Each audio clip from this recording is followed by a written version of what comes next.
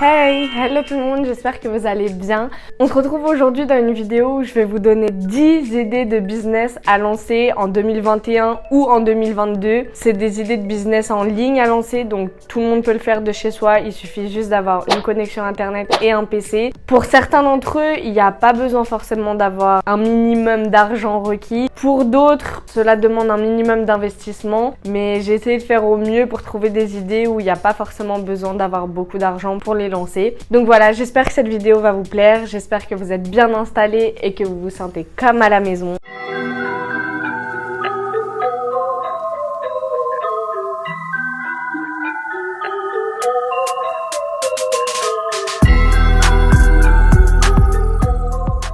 Pour la première idée, c'est très simple, se lancer en tant que freelanceur sur des plateformes telles que Fiverr, 5euros.com, je ne sais pas si vous connaissez. C'est des plateformes où vous pouvez proposer vos services, vous pouvez proposer toutes sortes de services, mais vraiment toutes sortes de services. Toutes les idées de business que je vais vous donner après celle-ci, vous pouvez proposer ces idées sur ces plateformes, donc telles que Fiverr. Donc Fiverr, il y a beaucoup de services, beaucoup de personnes étrangères dessus, mais 5euros.com est une plateforme du coup française où dessus vous allez trouver des freelanceurs. Donc un freelanceur, pour ceux qui ne savent pas, c'est quelqu'un d'indépendant qui propose ses services et qui travaille de chez soi. Vous pouvez proposer vraiment sur cette plateforme-là, mais toutes sortes de services, que ce soit du montage, du graphisme, du coaching, de la formation, de la retouche photo. Quand par exemple je m'étais lancée dans le dropshipping, j'avais besoin de beaucoup de choses. J'avais besoin de créer un site internet, de faire des chartes graphiques, de faire des logos, du montage vidéo. Vraiment sur cette plateforme, vous pouvez trouver plein de choses. Donc je vous conseille d'aller faire un tour sur cette plateforme, de regarder un petit peu, de fouiller, de regarder ce que vous pouvez trouver vous comme service et ce que vous pouvez proposer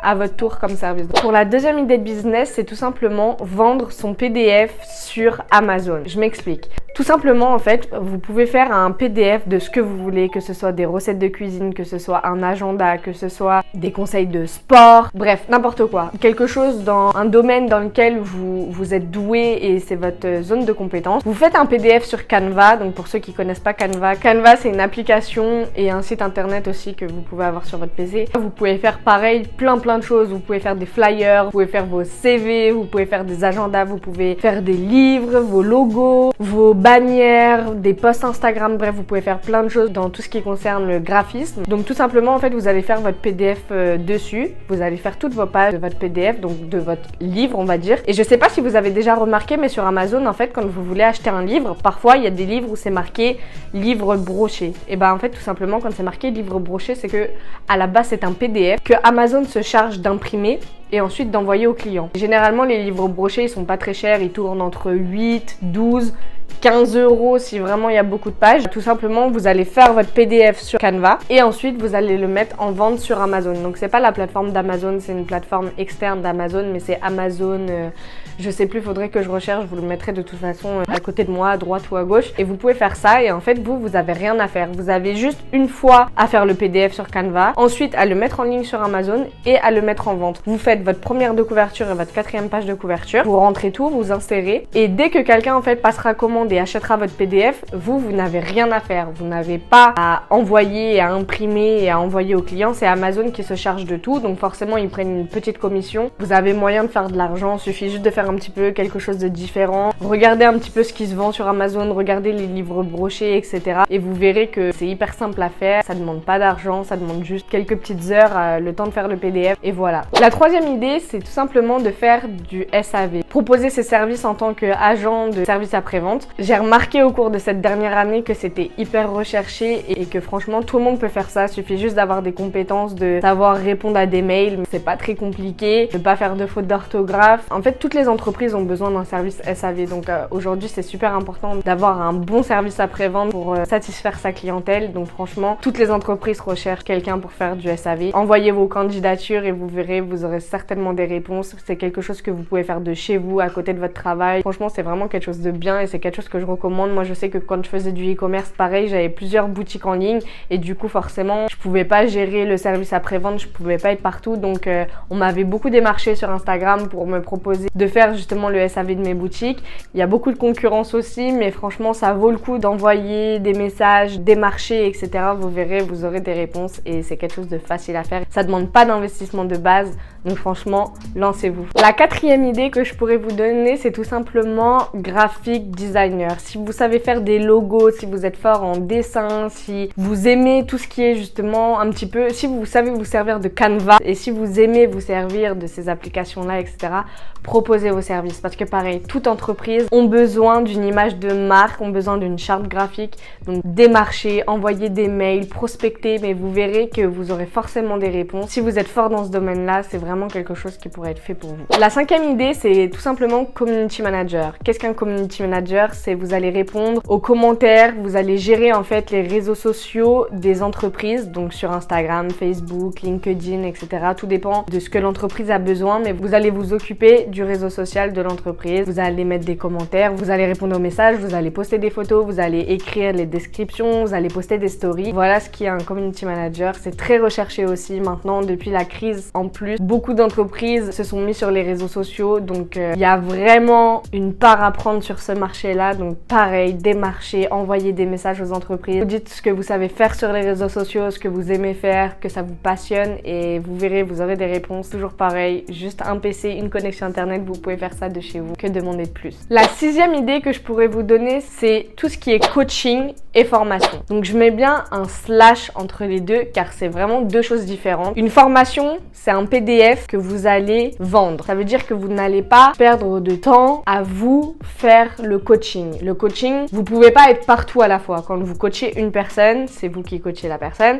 Quand vous vendez une formation, vous pouvez la vendre à 10 000 personnes. Vous, votre temps est libre. Parce que c'est juste le PDF et la formation que vous vendez. Vous voyez un petit peu la nuance, alors que le coaching, ben, c'est vraiment, c'est vous qui allez être le coach, c'est vous qui allez prendre du temps pour coacher l'élève, la personne dans le domaine. Donc souvent, quand on dit coach, on pense coach sportif, etc. Il faut se rendre compte que maintenant, on peut être coaché dans n'importe quoi. On peut faire un coaching professionnel, on peut faire un coaching dans le développement personnel, coaching bien-être, coaching sportif. Bref, dans n'importe quel domaine, vous pouvez coacher les gens et les gens maintenant recherchent ça, surtout depuis la crise. Les gens se sont énormément rabattus là-dessus. Donc réfléchissez quel domaine vous êtes le plus fort et puis voyez si vous pouvez proposer des coachings dans ça. Une formation, c'est un peu plus compliqué parce que du coup, ça a demandé beaucoup plus de temps à la production. Il faut faire quelque chose de qualitatif, c'est un PDF, mettre même des vidéos dedans pour que ce soit vraiment dynamisé et que ce soit interactif, etc. Au niveau de l'investissement de base, une formation, ça va demander un peu plus d'investissement, que ce soit au niveau du temps et au niveau financier. Et le coaching, ça va demander quand même une certaine connaissance et une certaine capacité à faire ça. C'est pas tout le monde qui peut être coach, c'est pas tout le monde qui peut faire des coachings. Comparez, regardez les différents coachs qu'il y a maintenant sur internet, les différents formateurs et voyez ce que vous pouvez faire et si vous pouvez tirer quelque chose là-dedans. La septième idée de business que je pourrais vous donner, c'est tout simplement faire des lives. Je m'explique. Vous pouvez faire des lives sur les applications maintenant telles que Bigo Live, Twitch, pour ceux qui connaissent, Twitch c'est vraiment très connu. À la base, c'est une application qui est faite pour les gamers. Maintenant, il y a de plus en plus de personnes qui vont faire des lives pour parler de différents sujets, type justement développement personnel, entrepreneuriat. Faire des lives tout simplement sur un domaine qui vous passionne, sur des sujets qui vous passionnent. Donc vraiment, je vous conseille d'aller plus sur la plateforme Twitch et en fait, vous serez rémunéré sous forme de donation. Les gens en fait vont vous faire des dons, etc., etc. Donc franchement, il y a de l'argent à faire aussi là-dessus. Il suffit juste de prendre la main, d'avoir le bon matériel. Là, ça demande un peu plus de matériel, mais avec une bonne qualité d'image, une bonne qualité son, on peut faire quelque chose de bien sur Twitch. Pour l'autre application que je vous parlais, Bigo, c'est un peu plus différent. J'ai pu expérimenter ça il y a quelques temps. En gros, Bigo, c'est une application, ceux qui connaissent Periscope, ça s'en rapproche fortement. Sur Bigo, ça fonctionne sous forme d'agence. Donc, il y a énormément d'agences. Vous pouvez être démarché par des agences. Moi, franchement, j'ai commencé directement en agence et en fait, vous faites vos heures de live. Donc, vous devez faire à peu près 30 heures de live dans le mois et après vous êtes rémunéré à un palier minimum, donc à peu près $400 le premier mois, $800 le deuxième mois. Et ensuite, vous avez des donateurs, donc pareil, qui vous envoient des cadeaux, etc. Donc là, c'est vraiment différent de Twitch. Il n'y a pas besoin de faire de sujets, de ci, de ça. Pour ceux qui connaissent Periscope, vous faites votre live normal, vous êtes dans votre canapé, vous faites à manger, la cuisine, vous faites votre sport, vous parlez avec les gens tout simplement. Les gens vous envoient des cadeaux. En plus, vous faites vos heures Bigo, donc vous avez votre paye à la fin du mois. Donc ça, franchement, c'est vraiment un bon plan. Il suffit juste d'avoir un téléphone, puis une connexion internet et puis vous pouvez vous lancer sur Bigo. Après, il faut vouloir se montrer, il faut vouloir se mettre sur des lives. Mais franchement, pour ceux qui veulent se faire un peu d'argent, je vous conseille vraiment d'aller sur Bigo. Et je dis un peu d'argent, mais franchement, je connais des filles qui se sont fait beaucoup d'argent sur Bigo. Donc franchement, je vous conseille d'aller voir, d'aller faire un tour. Et voilà. Pour la 8e idée de business que je pourrais vous donner, c'est si vous avez des compétences dans le montage vidéo, faites du montage vidéo. Franchement, c'est tellement recherché. Il y a de plus en plus de youtubeurs, de créateurs de contenu, d'entreprises qui recherchent ça, que si vous savez faire du montage vidéo sur un iMovie ou n'importe quoi, que vous avez quelques compétences, postulez, vous verrez, vous aurez des réponses. C'est tellement recherché. Donc pareil, vous pouvez tout simplement mettre votre petite annonce sur 5€ et en plus de ça, à côté des marchés. Mais franchement, c'est super bien payé. Après, faut comparer, faut regarder la concurrence. Mais si vous avez des compétences là-dedans, je vous conseille vraiment d'exploiter vos compétences parce que c'est hyper recherché. Pour la 9e idée de business que je pourrais vous donner, c'est tout simplement créer son agence de service. Ça demande pas grand-chose, ça demande pas beaucoup d'investissement financier, ça demande du temps, mais à côté de ça, c'est très simple. Enfin, c'est très simple. Je m'explique, vous créez votre interface. Maintenant, il y a de plus en plus de gens qui recherchent justement des prestations de services, qui recherchent mais tout plein de choses. En fait, ça peut être dans divers domaines, que ce soit digital, créer une agence de communication digitale, comme j'ai pu vous l'expliquer que j'ai créé, c'est très simple. Créer une agence de web marketing, créer une agence d'influence. Bref, à l'heure d'aujourd'hui, vous pouvez créer des agences de n'importe quoi, de n'importe quelle prestation de service. Il suffit juste de s'intéresser au domaine, que vous soyez un petit peu expert là-dedans quand même, que vous connaissiez, que vous ayez des bases. Mais franchement, c'est vraiment pas compliqué. C'est surtout et beaucoup de la prospection clientèle, trouver de nouveaux clients, trouver de nouveaux partenaires. Donc franchement, ça demande un petit peu quand même de rigueur et d'apprentissage. Mais franchement, en quelques semaines, quelques mois, vous pouvez être au taquet et vous pouvez lancer votre agence sans problème. Ça demande pas beaucoup d'investissement financier. Vous faites un beau site, une belle interface, vous mettez sur vos réseaux sociaux, vous êtes actifs, vous êtes des bons chasseurs, vous allez chercher les clients, etc. Vous allez prospecter et vous verrez que ça paiera quoi qu'il arrive. Il suffit juste de pas lâcher et d'être motivé, mais vous verrez que ça paye. Et la dernière idée que je pourrais vous donner, c'est tout simplement de créer sa boutique en e-commerce. Alors oui, je sais, on va me dire le e-commerce c'est mort, le dropshipping c'est mort, etc.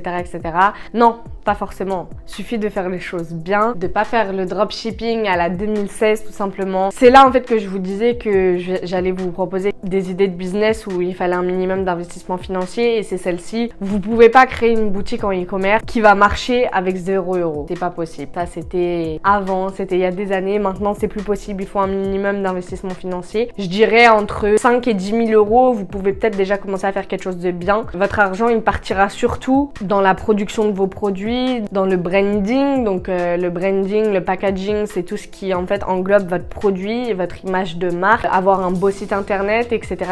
Mais à l'heure d'aujourd'hui, quand vous regardez tous les placements de produits avec les influenceurs, etc., toutes les marques qui sont proposées sont généralement du dropshipping, mais du dropshipping avancé, c'est-à-dire avec un beau packaging et on peut même dire maintenant presque création de marque parce qu'à partir du moment où vous avez un logo, vous avez un packaging, où vous avez un délai de livraison rapide, où vous avez des services qui tiennent la route, on peut dire que vous commencez clairement à créer votre marque. Après, beaucoup d'avis divergent là-dessus. Il y en a qui diront que non, créer une marque, c'est pas ça, c'est avoir ses stocks, c'est avoir son propre prototype de produit, etc.